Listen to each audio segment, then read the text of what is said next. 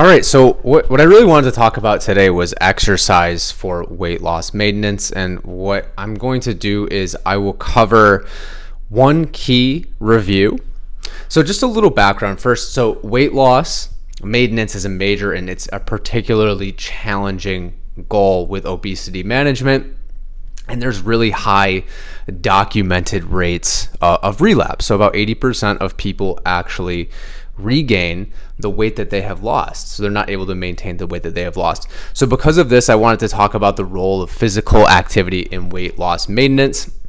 And I'm going to cover a paper, and so much of what's going to be covered here is from a review paper, and this paper is going to be titled Physical Activity and Exercise for Weight Loss Maintenance in People Living with Obesity.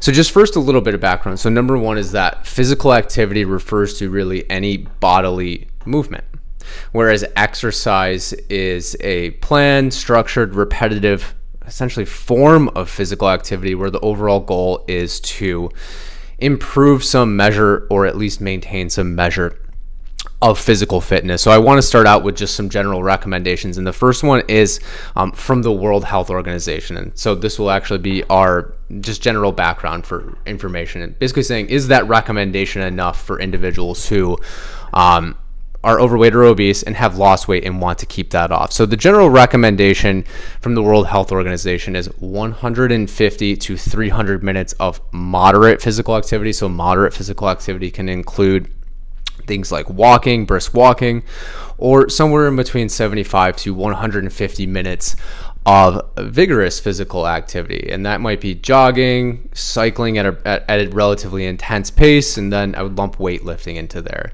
So it really all deals with the intensity of effort. So the question is going to be, is that enough? And I also want to add that the World Health Organization and almost all organizations also recommend that you engage in strength training at least 2 times per week. They don't necessarily put a time component on that, but it's usually for at least 30 minutes. So this is going to be a useful starting point to really discuss exercise and weight loss maintenance. So is this actually enough? Okay, so is 150 to 300 minutes of moderate physical activity, is that enough?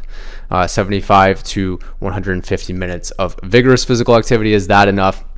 And then does the strength training part of this actually help? And I'm going to cover some research on this. So, but before we actually talk about that, what you would need to do to actually address this question is you would need to take a group of people, so one group of people, or actually both group of people that would have lost a significant amount of weight, and then you would randomize them to either an exercise group or to a not exercise group, or you would randomize them to a group where they get different doses of exercise to see what the effects of exercise are on whether or not they're able to maintain weight. And so one study that was covered in this review basically randomized people to different doses of different aerobic activity. It was 150 minutes, 225 minutes, or 300 minutes. And overall, after these people have lost weight and then they were randomized to these groups, over time, they still did put on weight. It was on average about 1 kilogram, a little bit more, depending on the group.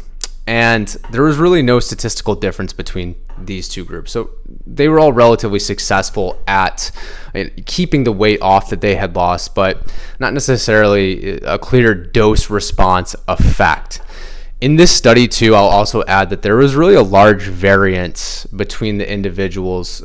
So meaning some people actually lost weight, some people gained weight. There's actually, I think, about a 6.5 kilogram spread here. That's the standard deviation. That means that, if on average the average was losing 1 pound or gaining 1 pound, there was within 68% of all of the participants. That means that there was a plus or a minus something like 6.5 kilograms. So I think that this really points to either environmental, biological, or behavioral differences that also need to be accounted for. So slight but significant regains in body fat are noted even when people are doing exercise. And now much of the information that I'm talking about is drawn from this physical activity working group, which was conducted under the European Association for the Study of Obesity. This is where I'm really going to be drawing my recommendations.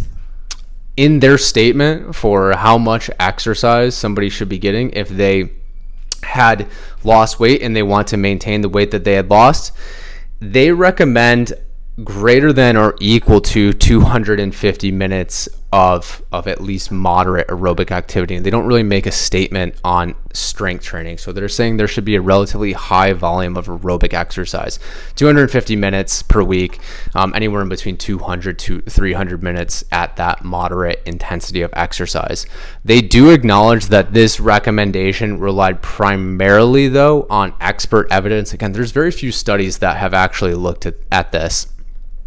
The authors of this paper, they also stated that weight loss may not be the most appropriate goal when discussing the management of obesity. And I agree with this, because body composition is going to be a better metric for success. So I think that the focus here really should be on reductions in body fat along with the preservation of muscle. So really, what should you do if you're trying to get into a good exercise routine that will support weight loss maintenance? And I really think that the answer is getting into the habit of both aerobic training and resistance training is going to be important. And here's why. So aerobic training has been shown to be probably one of the better forms of exercise, even when compared to resistance training, for reducing visceral abdominal fat. Okay, so aerobic training is associated with reduced visceral abdominal fat, and this is shown for moderate intensity continuous training, and then it's also shown for high intensity interval training too.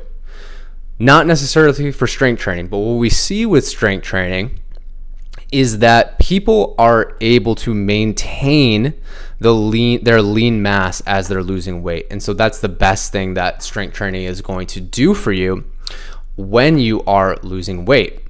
So I think that the answer should be both. And I want to highlight the importance of maintaining lean mass when you are losing weight, because reductions in lean mass lead to this phenomenon. It's called collateral fattening. And so what happens with collateral fattening is, let's say that you lose 10 pounds of body weight, but you lose 4 pounds of muscle, so 6 pounds of fat. Your hunger signals have been shown to actually increase and stay increased up until the point where you have regained the lean mass that you've lost. So it's like your body's trying to restore the muscle that it lost. And what typically happens here is people fat overshoot, meaning they gain weight. So let's just say that, again, you lost 10 pounds, 4 of it was muscle, 6 of it was fat. In the process of regaining those 4 pounds of muscle, maybe you gain back 9 or 10 pounds of fat. So that's what's called collateral fattening, or this rebound effect. So this overshooting is what we want to avoid. And this is where I think including strength training in your starting point for weight loss can actually help with weight loss maintenance. And now, of course, what I would also recommend for people, along with physical activity, it's important to be, on a good dietary protocol, and then also, if necessary, to receive behavioral counseling. So support is going to be so important as you're trying to maintain the weight that you've lost. And then, if necessary, continuing to use medications. Maybe that's one of the GLP-1 medications. This is what we work with at Sequence. So it's really going to be a holistic approach, but there needs to be more research looking at a specific volume of exercise that would potentially be ideal. But currently, this working group and the paper that I discussed suggests that you should do 250 minutes of moderate exercise. That number can probably be a little bit lower if any of your workouts are more vigorous in nature. And then I also would include strength training into there too. I think that that's a good idea in the beginning of your weight loss effort, and then also towards the end of your weight loss effort. So that really concludes, what I would discuss for how much exercise do you need for weight loss maintenance. And I hope this was helpful. If this was helpful, go ahead, please subscribe to this channel. I'll do research reviews at least weekly, and happy to answer any questions that you have in the comments section.